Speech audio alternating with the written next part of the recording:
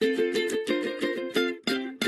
when it comes to the physical makeup, Russia is kind of like an ice cream shop. I mean, yes, most of the country experiences cold and freezing temperatures, but being the largest country on Earth area-wise means you're going to have a lot of different physical regions, so it's kind of like different flavors of cold, right? What do you think, Mike? Yeah, for one. The country starting in the west begins with the flat and relatively lush European plain. From there you have the Caucasus Mountains in the southwest, where you can find the highest point, the tallest point in Europe, Mount Elbrus. Just to skip away you find the Volga River Delta, the largest delta in Europe, fed by the Volga River. The Caucasus and Ural Mountains together make up the boundaries of what is considered European Russia. And from there, Asia begins with this massive area known as Siberia, divided into the West Siberian Plain, where the mighty Ob River flows, the North Siberian lowland, and the Central Siberian Plateau. Just south along the border of Mongolia, you have the Sayan and Yablanovi Mountains, where you can find the largest lake of Russia and the deepest in the world, Lake Baikal, which, by the way, has some of the only freshwater seals on Earth. It is fed by a tributary on the longest river of Russia, the Lena, which flows northward into the Arctic. From there, you have all these other mountain ranges that shield the Kolyma lowlands, and finally, you reach the highly volcanic Pacific coast with the Koryak and Kamchatka ranges that extend with an archipelago southward, all sitting on the Ring of Fire. In fact, the Kamchatka and disputed Kuril Island chain have more volcanoes out of anywhere else in the country at about 200, about 60 of which are still active. The three most active and continuously erupting ones being Karimsky, Kizimen, and Shivoluch. Keep in mind, up north, the Arctic Ocean is actually divided into 5 separate seas on the Russian side, the Chukchi, the East Siberian, the Laptev, Kara, and Barents Sea. And here you can also find the northernmost point of Russia's domain, the Franz Josef Land Islands. They are right above Nova Zemlya, which has the largest glacier in Europe, and also the site where the largest atom bomb ever was dropped. Fun fact, amidst all this land, about 60% of it is classified as being part of the Siberian taiga or taiga forests, which are forests situated in colder climates with deciduous trees like oak, birch, and spruce. This is the largest forested area on Earth, yes, even bigger than the Amazon. Much of the south of Russia is classified under the steppe region zone, or massive expanses of grassy land with few trees, ideal for agriculture with moderate temperature and sunshine and moisture. Otherwise, the further north you go, the less hospitable the conditions get, and you reach the tundras and cold deserts, where very few people dare to live, but many resources are locked away, such as the numerous oil and natural gas reserves hidden in the interior and offshore sites in Siberia and the Arctic. Russia actually has the largest natural gas reserves in the world, making them the largest natural gas exporter and the largest oil producer in the world. Most of these petroleum resources are managed by state-owned companies like Gazprom, Lukoil, and Rosneft. Whew, lots of land and lots of stuff happening in it. Russia's economy ranks as the 11th largest by nominal GDP and 6th largest by purchasing power parity in 2020. Back to resources though, agriculture in Russia is kind of limited. Only about 0.1% of the 1 billion acres of arable land is used for permanent agriculture, and they only have a short 2 to 4 month harvest season. This is due to much of the area covered in full or semi-permafrost, which is not ideal for crop production. One thing it does produce though are these interesting geological formations known as pingos, which implode into massive craters which fill up into ponds, making the landscape the most trypophobic triggering region on Earth. Oh, get it away from me! All the strange cold water and wind erosion is also the reason why Russia has incredibly distinct remote rock formations found all over along the taiga and steppe regions. This means almost all farming happens in the southern areas of Russia where the climate is slightly warmer and accommodating. Nevertheless, even with the limited industry, Russia still ranks #1 in producing certain crops such as buckwheat, barley, oats, sugar beet, currant, gooseberries, and raspberries. In addition, they are the largest palladium and diamond producer in the world. When you think of Russia immediately, you think of cold. I mean, they do have the coldest inhabited town on Earth. But Russia actually has the largest temperature range on Earth recorded as well. The town of Verkhoyansk can go from 37 degrees in summer to -68 in winter, making a 105-degree difference. Technically, the fringes of the Caspian Sea in the south are also considered semi-arid desert zones, making them some of the warmest regions in all of Russia. And some of the surrounding landscapes you could swear were in northern Africa or the Middle East, with sand dunes and camels. And speaking of camels, animals. The country has over 260 mammal species and nearly